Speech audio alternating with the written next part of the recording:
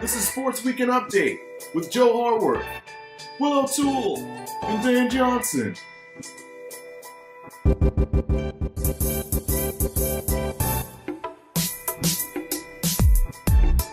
Welcome to Sports Weekend Update. I'm Dan Johnson. And I'm Will O'Toole.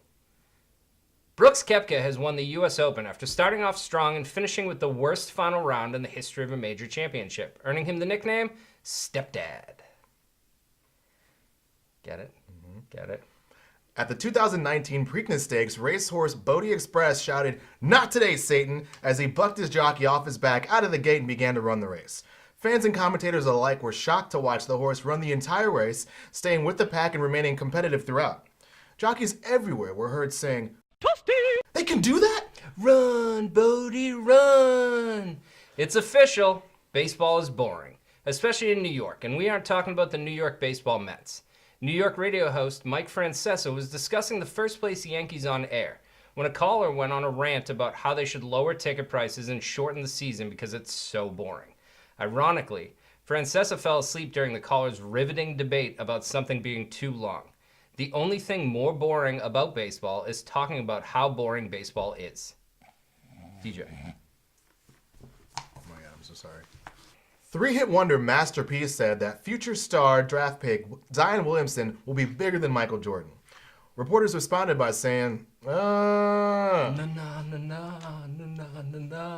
Buffalo Bills backup quarterback Matt Barkley asked the 49ers and the Bengals for a Bitcoin-based contract, which both declined. But times they are a-changin', and the Bills' backup quarterback will receive his current contract in Buffalo wings. It was reported this week that sales of Milwaukee Bucks gear is at an all-time high. Drake responded by saying, "I know." Former NBA and Kardashian crush Lamar Odom said that he used a prosthetic penis to pass a mandatory drug test for the 2004 Olympics. I think it's safe to say that penis was made of bronze. The painting A Cricket Match by acclaimed British artist Lawrence Stephen Lowry has been announced to go up for auction this June. In 1996, the last time the piece sold, it set a world record for Lowry's work. In order to give investors enough time to view the painting, the Selfridge Gallery will display the art piece for 5 days, or the average length of a cricket match.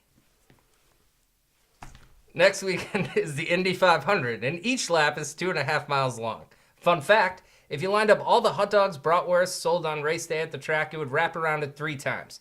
Coincidentally, if you lined up fans who still had all their teeth, you wouldn't make it out of pit row. That's rude. Summer teeth. Some are here, some are there. This week, the most Caucasian event of the year kicks off, and I'm excited. Wait, the World Series of Poker? No. Bowling championships? No. The Brunch Open. That's not even a sport. Whatever, I don't care. Okay, it's the 2019 Men's Lacrosse Championship in the city of brotherly love. So guys, get your sticks ready, and ladies, make sure you cover your drinks when you go to the restroom. Or you will be relaxed. Get it? Former Houston Texans quarterback David Carr listed as top 10 quarterbacks of all time, and that list did not include Hall of Famer Joe Montana. When pressed about this omission, Carr talked about Montana coming into Bill Walsh's system and just being too much for the rest of the NFL. When asked where David Carr ranked on the all-time great list, Montana said, "Who? Who?" Former Chicago Cub Sammy Sosa says that he's ready to return to Wrigley Field after a 12-year hiatus. Technically, it will be Samantha's first time visiting Wrigley. The former governor of California, Arnold Schwarzenegger, was at an Arnold Classic Africa event in Johannesburg when a man rushed behind him and went full Randy Orton, kicking Schwarzenegger in the back and sending the action star stumbling forward into the crowd.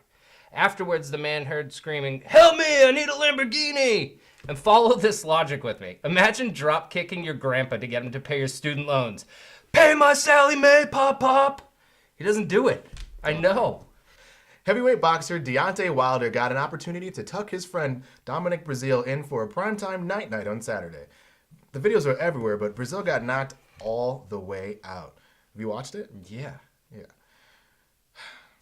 Honestly, if you check the slow motion, the punch was kind of sloppy. Wait, really? Yeah, I mean, he came in at a weird angle and his wrist was kind of cocked. Like, as far as boxing is concerned, it's pretty poor form. You know he watches our show, right? Our show? Yeah, like this show. He watches it. He's supposed to subscribe this week. DJ? Dan?